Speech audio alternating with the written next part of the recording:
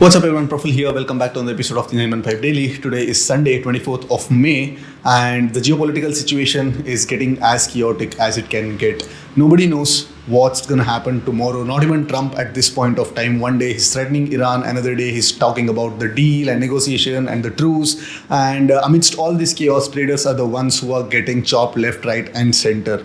Equity markets underperform kar hi rahe hai, but along with that there is huge amount of volatility in crude oil and natural gas, where crude oil and natural gas are swinging almost 10% every single day. And amidst all this, funny thing is, US markets are unbothered about whatever that's going on, and they're printing fresh all-time highs every alternate day. S&P 500 hit a high of 7,500, and Friday also it closed in green. And if this news, whatever we received on the weekend, sustains, then probably we might see another fresh all-time high on the S&P 500. While the Indian markets continue to underperform, हम 12-13% down है all-time high से. 26,300 was our high, and now we are trading at somewhere around 23,800. 2 हफ्ते पहले एक range में markets फंसा था 24,000 से लेकर 24,500 के बीच, but last week we saw a range shift. वो जो 24,000 से 23,200 के बीच एक रेंज शिफ्ट हुआ था, but consistently markets are giving a close somewhere around 23,700 and 23,800, which is acting as some sort of a fair price now. So expect the range shift back to 24,000 plus levels if this positive news sustains. And the walls are also actually getting crushed. On Friday we saw a truly consolidation kind of a day. So 2 हफ्ते से अगर ऐसे कुछ consolidation day आता भी था, तो वो आता था with a lot of intraday volatility. 200 points up, 200 points down, yet again 200 points of sell off. So all kinds of price action, V, W, N kind of price action print होता था. And at the end of the day, close to close basis पे markets कहीं नहीं जा रहा था. But on Friday it was a truly consolidation kind of a day, where the market stayed in a small 80 to 100 point range throughout the day, while we saw a linear kind of a crush in the straddle. जो straddle 320 पे open हुआ था, वो close हुआ 280 के आसपास. Again, in my opinion, it is massive underpricing of risk going into the weekend when the geopolitical tensions are at an all-time high. So Monday is the 1DT ahead of Nifty's monthly expiry, and already last 7-8 expiry they have not been too kind, and those expiries we have seen rapid down move and then rapid reversals, and news flow also during the market hours. And monthly expiries are known for being wilder than the normal weekly expiries. So let's see how the monthly expiry pans out. So let's plan our trades for Monday's 1DT on Nifty. Alright, daily chart पे markets consolidate कर रहा है, and जो range shift हुआ है ये markets इस range में फंसा हुआ है, but you can notice that consistently markets इस रेंज का जो अपर हाफ में ही कंसिस्टेंटली क्लोज दे रहा है, irrespective of whether the markets are going to gap down or the markets gapped up. So gap ups are getting sold into, gap downs are getting bought into, and कहीं ना कहीं इतने छोटे से range में, यहाँ पे 23,700 और 23,600 के बीच का जो रेंज है, इसी 100 पॉइंट में कंटिन्यूसली लास्ट 7-8 सेशन से मार्केट्स क्लोज दे रहा है. And also the price action is also working quite well at the extremes.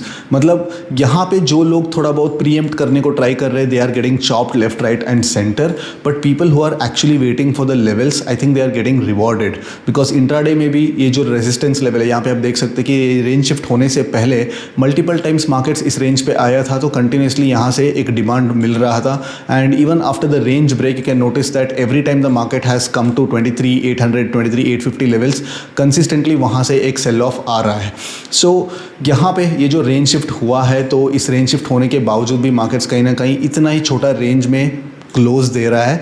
So अगर प्रोबेबिलिटी के हिसाब से बात करें तो there is a 70% probability the next range shift should happen back to 24,000 levels, ना कि 23,000 के नीचे. ठीक है. सो लोअर टाइम फ्रेम पे जाके बात करेंगे तो as I said in the intro video, एक truly consolidation kind of a day. आप देख सकते हैं कि लाइक एक 100 पॉइंट के रेंज में मार्केट्स पूरा दिन कंसोलिडेट करता रहा. बट अगेन अगर थोड़ा प्रीवियस दिन का अगर देखते हैं तो like the markets have been moving 200 points on the upside, 200 points on the down side. So pretty chaotic kind of markets. And Monday के दिन again it is 1DT on Nifty, and उसके बाद निफ्टी का जो monthly expiry है वो आने वाला है. एंड जो स्ट्रैडल है it is not at all promising, because straddle अभी ही already straddle already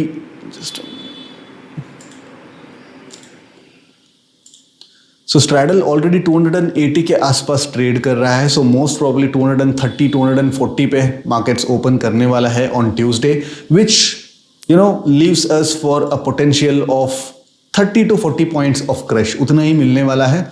and already लोगों को क्या हो रहा है कि because yesterday's market was a narrow range kind of a day, तो अगर मार्केट फ्लैट भी खुलता है तो lot of people would have sold 24,000 calls and 23,500 का पुट्स शॉर्ट करके बैठे रहते हैं। But again this is not a prudent kind of an approach, because अगर मार्केट एक बार भी इसका हाई, इसका सीलिंग या इसका फ्लोर को अप्रोच करता है तो देन दोज कॉल्स और those puts will spike massively, which has been the case over the last 3 months।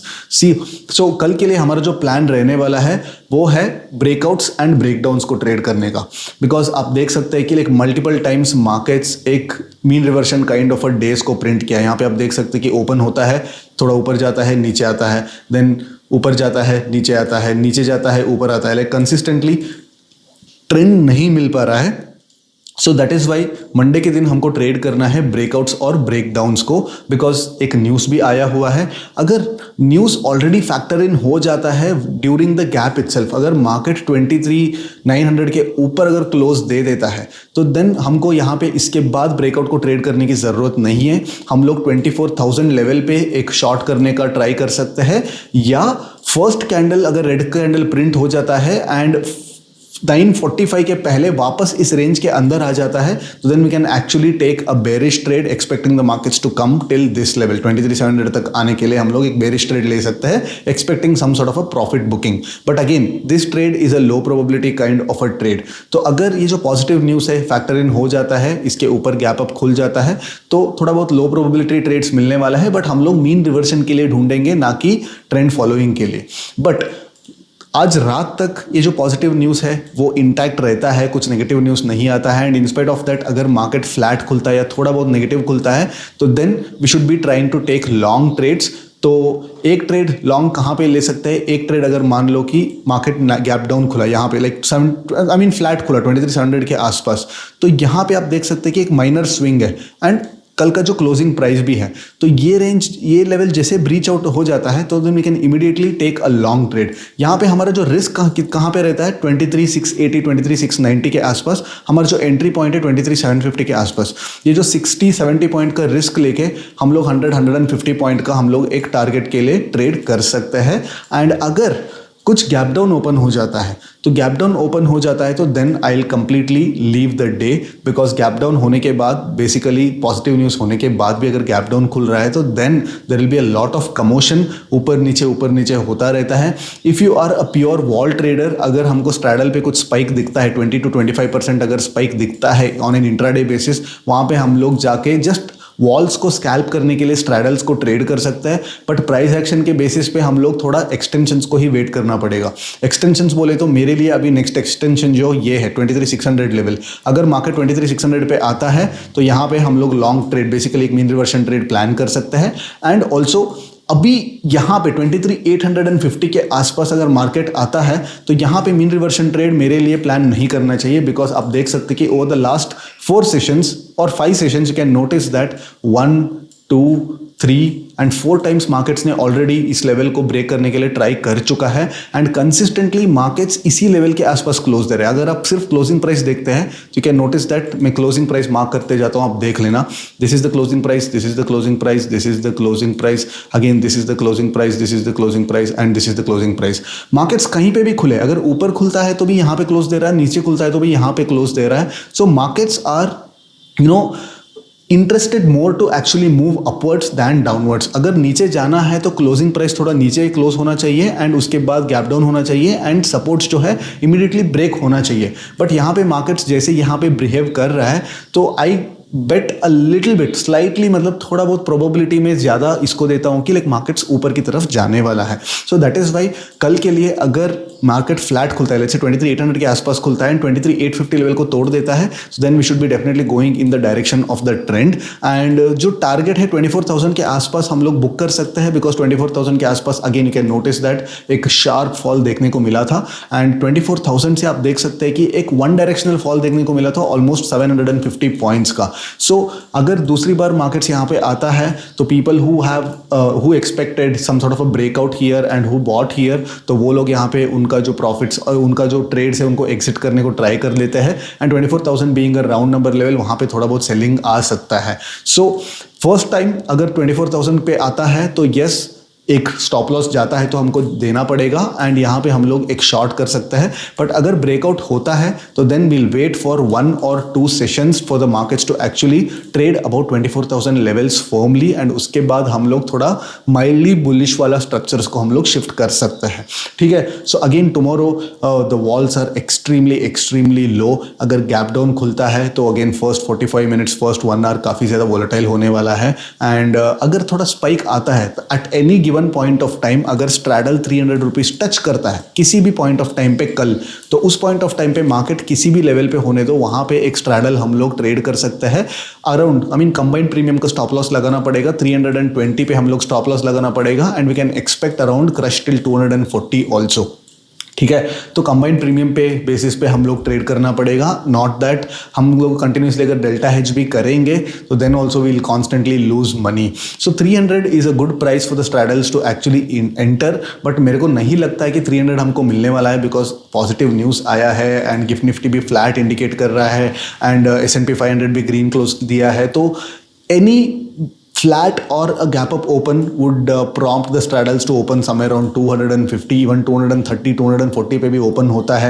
and if the markets are discounting the fact that war थोड़ा बहुत end होने वाला है and थोड़ा बहुत chaos कम होने वाला है, तो then we should not be surprised even if the straddle is priced lower than this. ठीक है. So apart from this, going into the monthly expiry, caution is the word. Risk management is the word. So trade with smaller size, trade with stringent risk management. I'll see you again after tomorrow's market action. Till then, take care. Bye-bye.